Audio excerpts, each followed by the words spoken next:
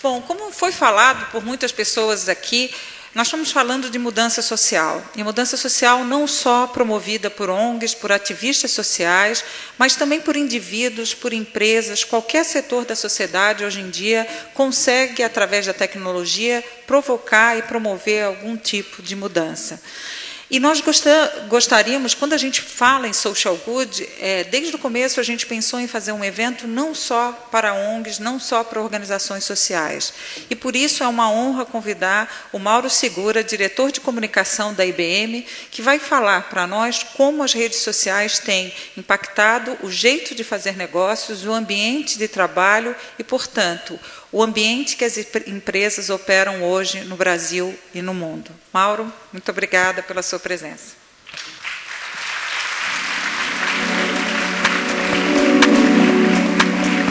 Boa noite. Vocês estão me ouvindo bem?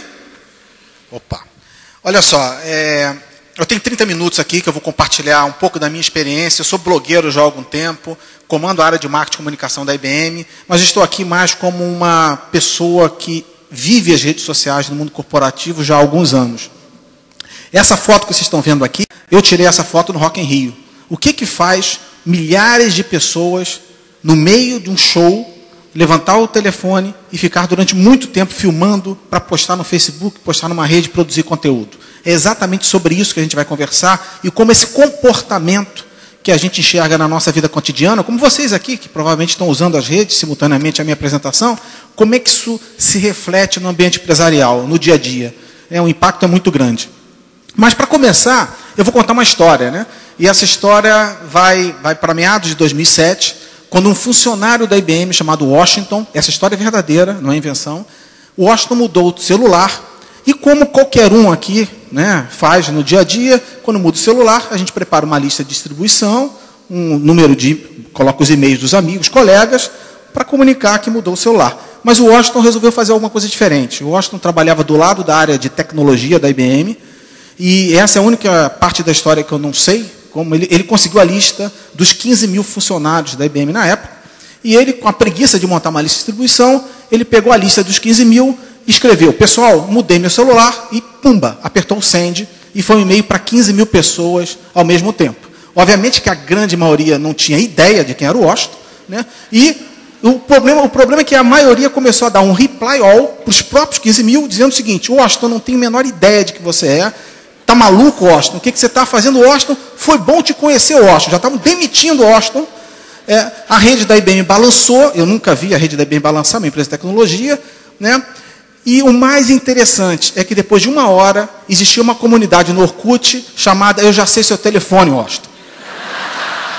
Essa história, vocês estão rindo, mas essa história me impactou profundamente. E eu pensei o seguinte: como é que nós podemos usar essa força colaborativa, né?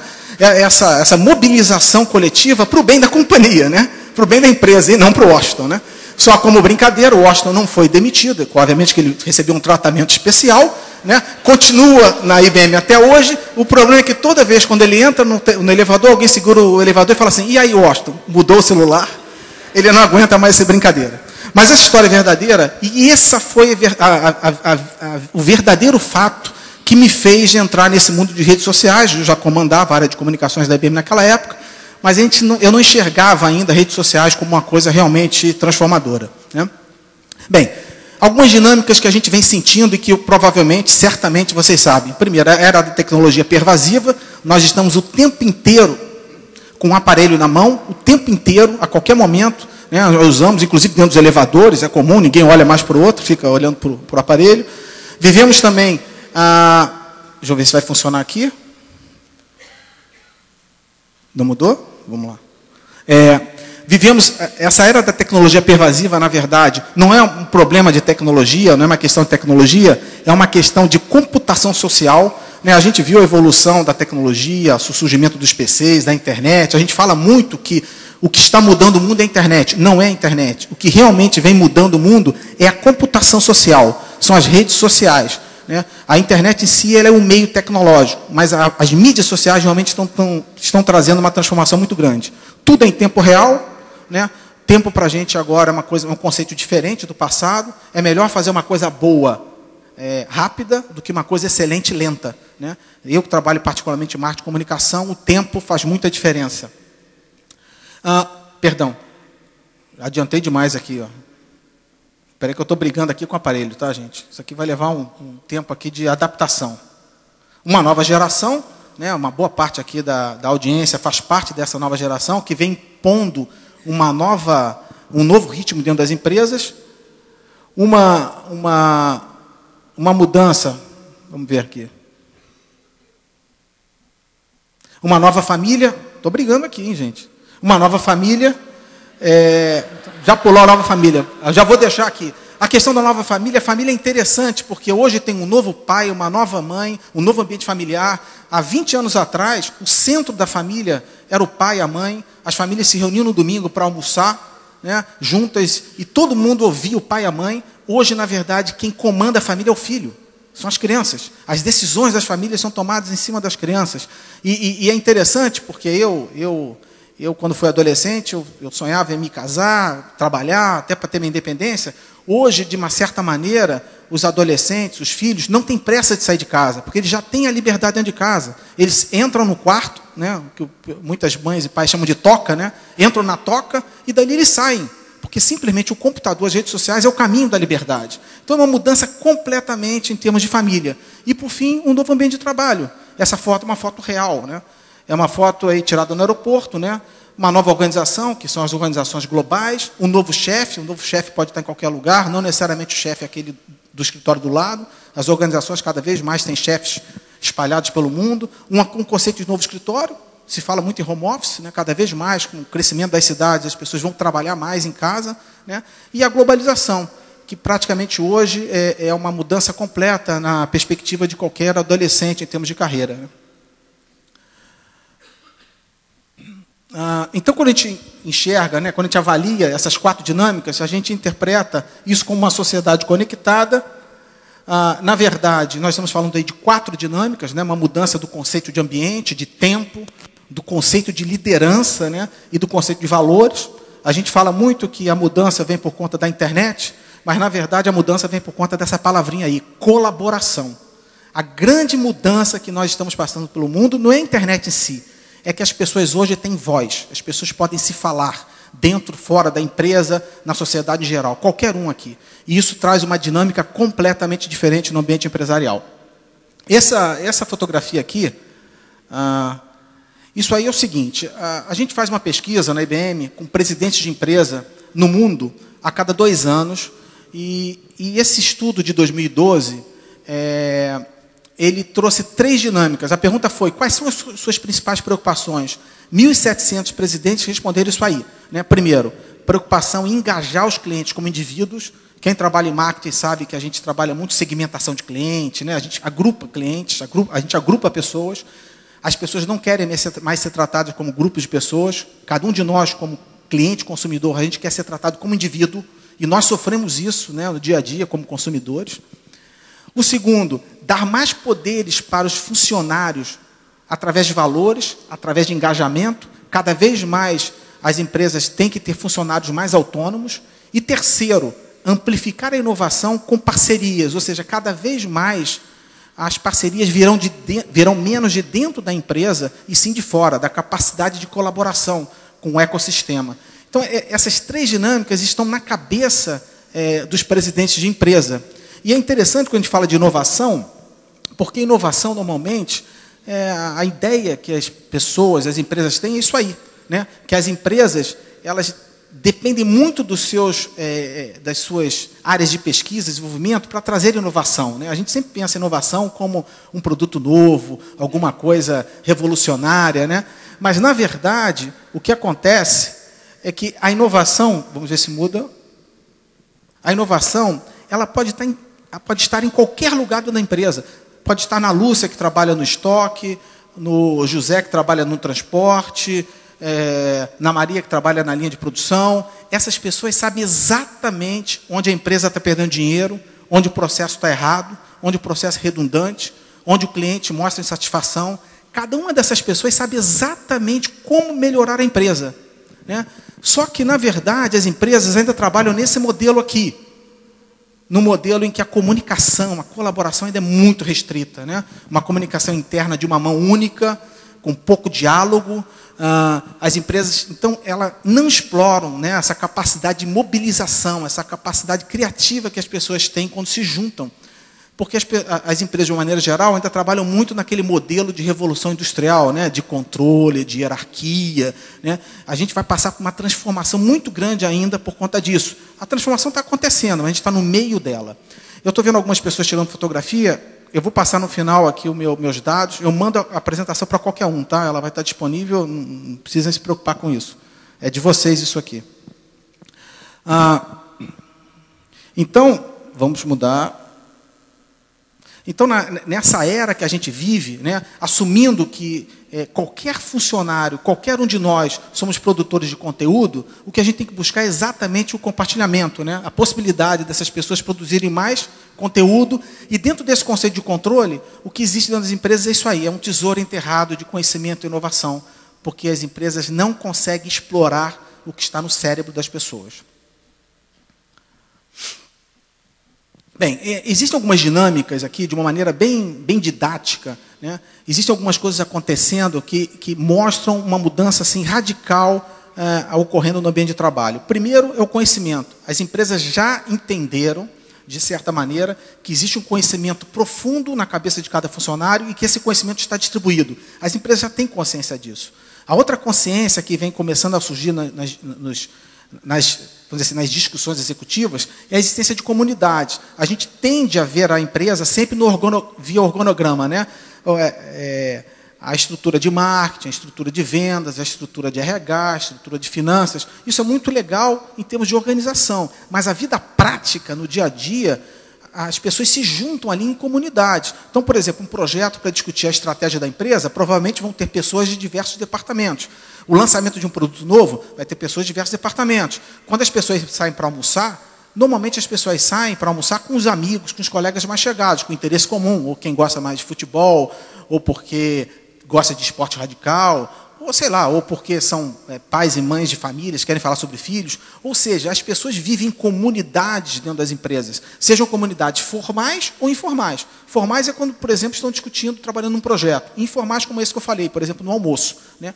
Como alavancar essas comunidades? Como fazer com que essas comunidades tenham voz e trabalhem melhor? Né? Já que todos os processos das empresas, todas as estruturas das empresas são absolutamente hierárquicas. Esse é o modelo que a gente está passando e é isso que as empresas estão conversando. Como identificar, alavancar, dar voz a essas comunidades. E terceiro, colaboração. Né? As empresas já sacaram que os funcionários, as pessoas gostam de falar. E não é falar no microfone, é falar nas redes sociais, expor suas ideias. A nova geração ela é assim. Né? Ela tem um conceito completamente diferente de privacidade. Né? Então, essa introdução desses três elementos vem causando uma discussão muito profunda dentro das empresas de como tratar isso. Né? Bem, agora, quando a gente fala que o conhecimento está espalhado nos funcionários, na cabeça dos funcionários, que existem comunidades que nem sempre as empresas conseguem identificar claramente, e que a colaboração tem que ser livre, desimpedida, a todo momento, a sensação que surge, vamos ver se funciona aqui, a sensação que surge é uma sensação de caos. Né? O que é essa sensação de caos?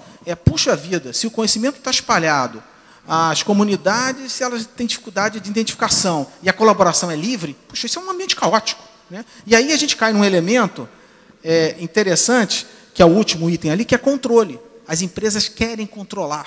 As empresas surgiram e se fazem a sua gestão interna na base do controle. E isso está muito ligado à cultura. Né? Empresas que já têm uma cultura de transparência, de abertura, têm muito mais facilidade para absorver esse modelo e absorver a introdução de mídias sociais. Empresas que têm uma cultura muito fechada, absolutamente, as mídias sociais vão passar batido. É muito interessante ver uma empresa e alguém aparecer com uma ideia assim, puxa, vamos criar o blog do presidente? Pô, mas o presidente não dá nem bom dia.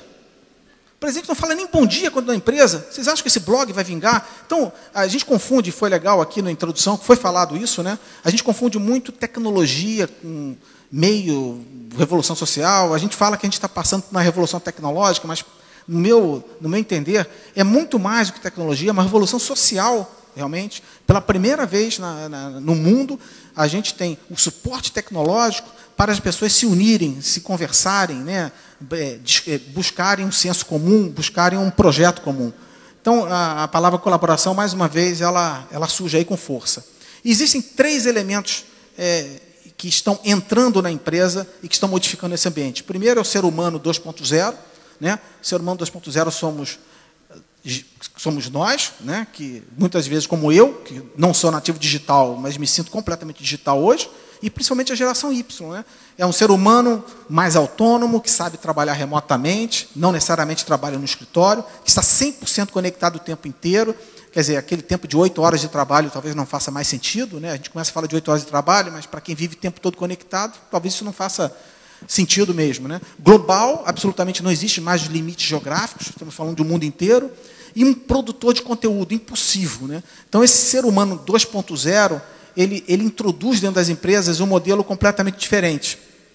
A questão da liderança, né? A gente sempre olha o gerente com aquele modelo do gerente da Revolução Industrial, controlando a fábrica, controlando a produção, vendo quantos elementos o funcionário produz, mas nós estamos falando de um líder novo. Né? As empresas falam num líder mais inspirador, num líder que trabalhe mais em equipe, num líder mais parceiro, mais generoso. E generoso não é questão de dinheiro, é generoso de compartilhar conhecimento, ouvir mais o funcionário, tomar decisões em grupo, né? Espírito de equipe. Isso muda completamente o perfil do líder. Então, nós estamos falando do perfil do ser humano 2.0 com um perfil diferente de liderança. E esses dois, quando somados, a gente está falando de relações pessoais. As relações pessoais no trabalho são diferentes hoje. Né? Aquele modelo do gerente manda e o funcionário obedece absolutamente morreu. Né? Nós estamos falando de relações pessoais, e são palavras que a gente escuta muito hoje nas empresas. Né? Ouvir, compartilhar, como aumentar a nossa capacidade de influência, como engajar mais, flexibilizar, tolerar, principalmente organizações grandes, como a própria IBM. Eu vou citar um exemplo aqui da IBM, né? Onde nós temos uma organização extremamente fragmentada, né? Eu mesmo tenho 3 chefes diferentes. Como é que a gente trabalha num ambiente desse? Então, quando a gente olha essas 3 dinâmicas aqui, o ser humano 2.0, a liderança e as relações sociais, o que nós estamos falando são de redes sociais. Nunca essa questão de redes sociais foi tão importante. Eu não estou falando de mídias sociais. Estou falando de relacionamento entre pessoas. Nunca o relacionamento entre pessoas foi tão importante como hoje. E aí, quando a gente enxerga essas mídias sociais, essas plataformas digitais que nos chegam, isso surge como um tremendo alavancador. Nada tão revolucionário existiu antes quanto as mídias sociais como hoje. E é sobre isso que a gente vai comentar um pouquinho, e eu quero comentar com vocês a experiência da IBM. Bem, vamos ver aqui. Bem, a IBM, para quem não conhece a IBM hoje é uma empresa de serviços, serviços de tecnologia. Nós temos mais de 400 mil pessoas no mundo inteiro, operamos em 170 países, com mais de 2 mil escritórios, e 140 mil pessoas, dentre as 400 mil, não trabalham no escritório da IBM. Ou trabalham em home office, ou trabalham em algum escritório de cliente, que a gente presta serviço. Ou seja, vocês devem imaginar como é que a gente desenvolve cultura, né, liderança, engajamento, considerando que 1/3 da população de trabalho não vive em escritório nosso. 50% são mobile, 50% das pessoas têm menos de 5 anos de serviço na IBM, e nos últimos 10 anos nós adquirimos, né, fizemos mais de 100 aquisições, o que também traz para a gente uma tremenda pressão em termos de cultura e desenvolvimento de lideranças, desenvolvimento interno de lideranças, perdão.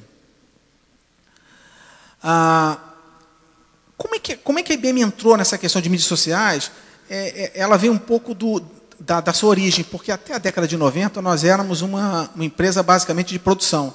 Nós produzíamos hardware, software, e numa determinada virada nós nos tornamos uma empresa de serviços. Na hora que a gente vira e que nos transformamos numa empresa de serviço, a questão de envolvimento pessoal, engajamento dos funcionários, passa a ser fundamental. E a IBM enxergou o seguinte: puxa, colaboração é o caminho para isso. Uma empresa de 400 mil funcionários, com muitos silos organizacionais, uma empresa extremamente fragmentada em diversas unidades de negócio, como é que a gente junta essas pessoas? E o caminho que a IBM escolheu foi liberar geral. Né? Então foi interessante que em 2005, a IBM publicou um documento chamado IBM Social Computing Guidelines, que nada mais é do que um guia de 2 páginas, inclusive está publicado na internet, é de livre acesso, que é um guia de conduta nas redes sociais, e basicamente em 2005 a gente falava o seguinte: a partir de agora, qualquer funcionário tem liberdade para criar, usar blogs, redes sociais, Wix, etc, etc. Naquela época não existia Twitter, ainda não existia Facebook, né? 2005 parecia muito distante do mundo atual. E a IBM entrou, os funcionários entraram de cabeça nesse uso, obviamente que isso teve uma curva de aprendizado. Qualquer funcionário, para vocês entenderem, pode hoje criar e fazer seu próprio blog. E para vocês terem uma ideia, em termos de números, é sempre interessante comentar, hoje, na IBM, nós temos mais de 16 mil blogs, entre blogs internos e externos, sendo que qualquer funcionário, como eu falei, pode ter 55 mil Wix, 33 mil comunidades. Nós fazemos jams, que são grandes brainstorms virtuais, e temos um ambiente altamente colaborativo, e nós temos um software de mensagem instantânea que faz com que a gente tenha mais de 12 milhões de mensagens instantâneas por dia. Então, é um ambiente extremamente colaborativo e aparentemente caótico, né? Um ambiente desse é um ambiente que absolutamente a gente não consegue controlar. E aqui tem uma história interessante. Deixa eu voltar aqui.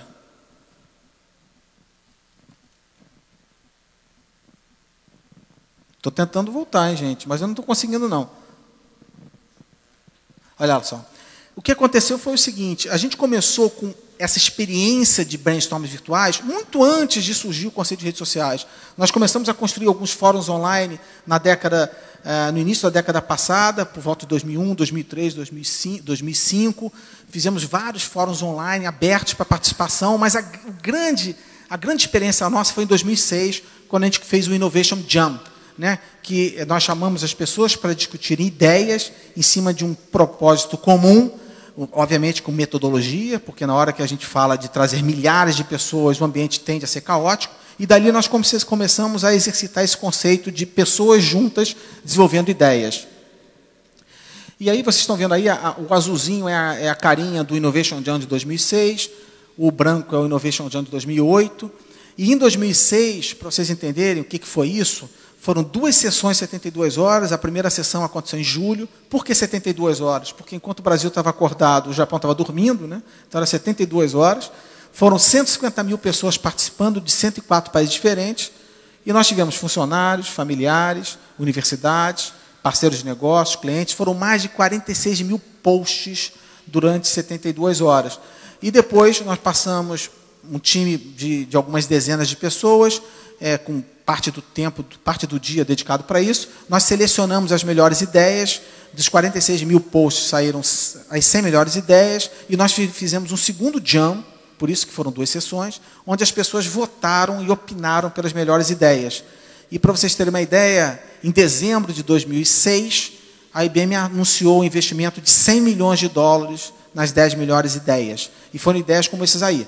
Ideias como serviço de tradução em tempo real, internet em 3 dimensões, o eu digital, que é a questão de monitoração, né, monitoramento, né, do corpo, e várias dessas ideias que hoje estão se tornando, alguns estão se tornando serviços, algumas universidades adotaram algumas dessas ideias. Então, eu estava conversando com vocês de como a gente pode ter um ambiente caótico, né, onde cada um pode colaborar da maneira como desejar, mas esse aqui é o típico exemplo de um processo colaborativo estruturado, monitorado, conduzido para um resultado real, né, para o benefício da empresa, benefício da sociedade, porque isso foi uma colaboração intensa, cujo resultado foi compartilhado intensamente com outras entidades fora da IBM.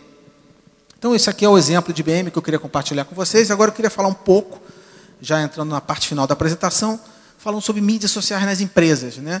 E isso é uma jornada de aprendizado. Muitos de vocês aqui devem viver em empresas cujo acesso é proibido, né? E muitos outros né, trabalhando em empresas cujo acesso é permitido, mas talvez sem uma estratégia definida, sem uma clareza de uso, né? E aqui tem uns dados interessantes. Eu tinha falado com vocês daquele dado ali, que os CEOs, os presidentes, estão preocupados com engajamento dos funcionários, maior parceria em termos de inovação, tratar os clientes como os indivíduos, ou seja, eles mostram uma preocupação de engajamento com as pessoas muito grande. Mas uma pesquisa feita pela Fortune americana mostrou que, e eles fizeram uma pesquisa do seguinte ponto, eles foram nas 500 maiores empresas americanas, identificaram os presidentes e foram nas redes sociais, nas principais redes sociais, para descobrir se eles estavam usando ou não uma rede social. E 70% dos 500 principais presidentes dos Estados Unidos não tem nenhuma presença nas mídias sociais. Nenhuma. Absolutamente zero. Né? E aí, buscando mais detalhes dessa pesquisa, apenas 19 CEOs dos 500, 4%, têm perfil no Twitter.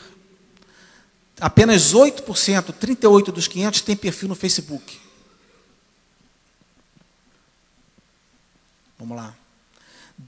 26% dos 500 tem perfil no LinkedIn, o que seria mais de se esperar, né? O LinkedIn é uma rede profissional, né? No entanto, 36 deles, olha só, no entanto, 36 dos 129 têm zero, apenas uma conexão. Quer dizer, na verdade, eles não têm nenhuma presença no LinkedIn ou nenhuma atividade, né? 0 CEOs tem perfil no Pinterest, muitos de vocês talvez nem conheçam, mas é a rede social do momento, uma das principais que estão surgindo aí. Né? E 6 CEOs, apenas 6 dentre os 500 têm alguma contribuição para blogs, ou seja, produzem algum conteúdo. E 97% deles se comunicam através dos canais online e dos canais tradicionais, ou seja, o e-mail tradicional não é o caminho de duas vias, né? É um caminho de via única, como a gente está acostumado. Ou seja, existe um paradoxo aí, porque enquanto os presidentes, os líderes, dizem que precisam engajar mais os funcionários, tratar os consumidores como indivíduos, eles mostram claramente que a gente precisa aumentar o relacionamento social, eles demonstram claramente o contrário na vida pessoal. E aí já seria tema para uma outra apresentação, daria para ficar falando aqui 1 hora, mas um dos grandes motivos é que os presidentes olham a participação deles na rede social como uma atividade pessoal. Eles não entendem o quanto importante seria um presidente de empresa para a própria empresa ter a sua participação nas redes. O quanto que isso faria bem para o bem da marca, para o engajamento, não só interno, também para o engajamento externo. O impacto na sociedade, imaginem isso. Essa percepção eles ainda não alcançam e é uma dificuldade muito grande. A maior barreira, como eu falei, são os executivos, obviamente, pelo resultado que eu mostrei, e uma pesquisa produzida pela Russell Herder, em 2009, é uma pesquisa ainda muito verdadeira. Basicamente, existem 3 medos. Primeiro, os líderes não gostam, têm medo de mídias sociais, porque eles sentem medo disso afetar a reputação da empresa. Né? Eles imaginam o seguinte: puxa, se a gente liberar as mídias sociais internamente, os funcionários não vão saber usar, todos vão se tornar porta-voz de alguma maneira da empresa, e isso pode afetar a reputação. Eles não teriam maturidade para isso. O outro medo é a segurança das informações. Existe um medo danado dos funcionários começarem a escrever dados, informações estratégicas ou confidenciais nas redes sociais.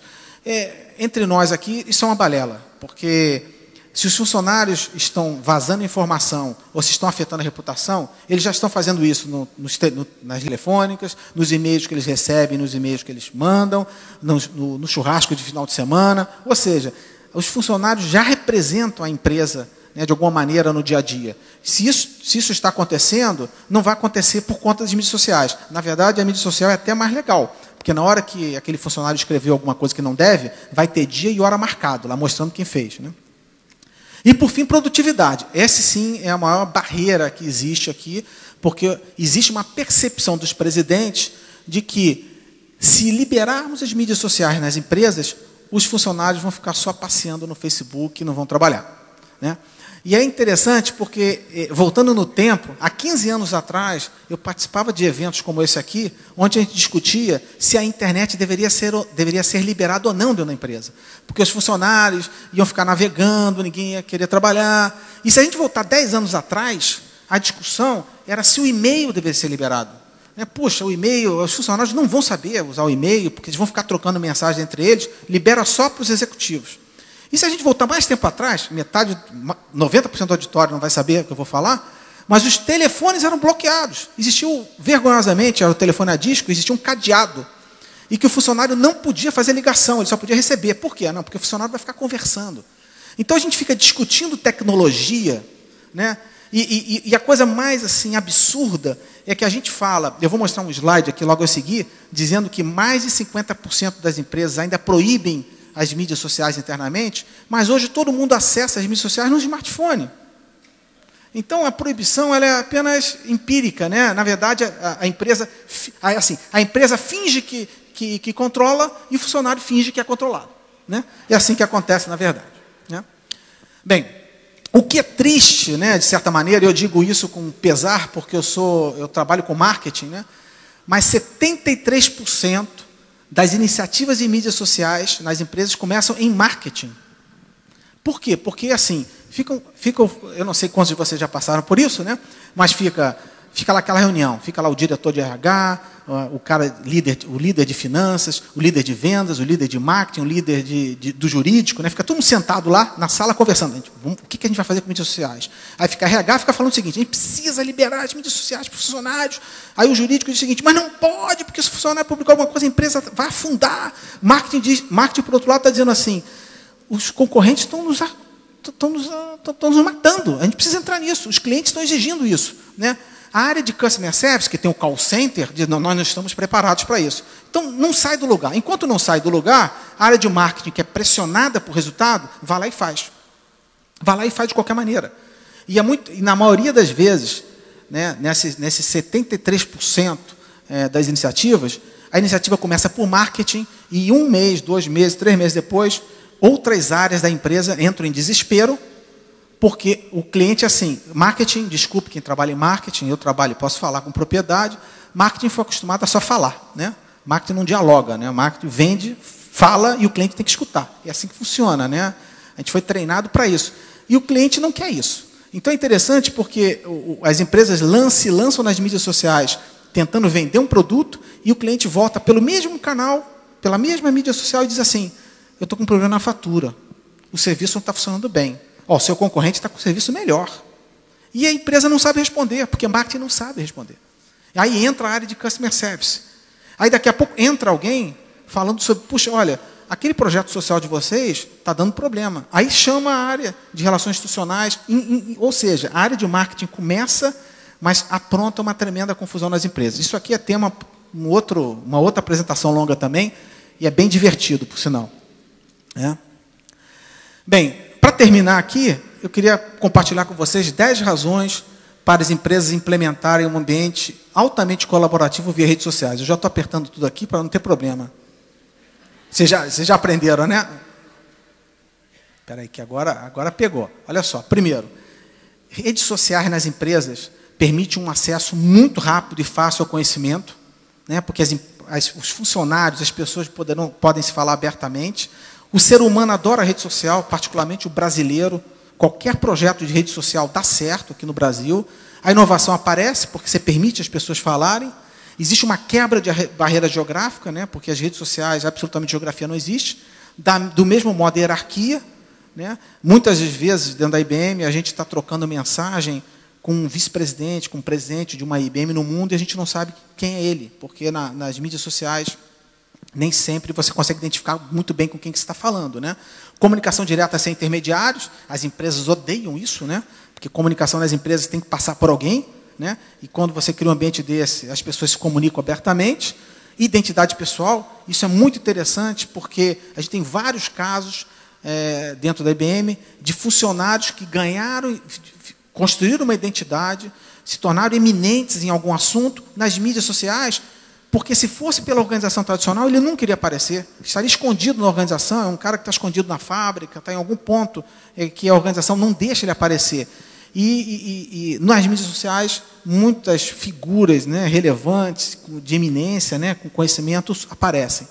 Referências, porque é muito comum surgirem grupos para discutirem determinados assuntos, né, específicos, as pessoas vão se juntando. É interessante, porque, de repente, surge um blog de marketing e você começa a ver pessoas que não são de marketing se juntando ali, dando opinião, e são pessoas que estudaram, têm interesse de trabalhar na área ou de compartilhar conhecimento ali, né?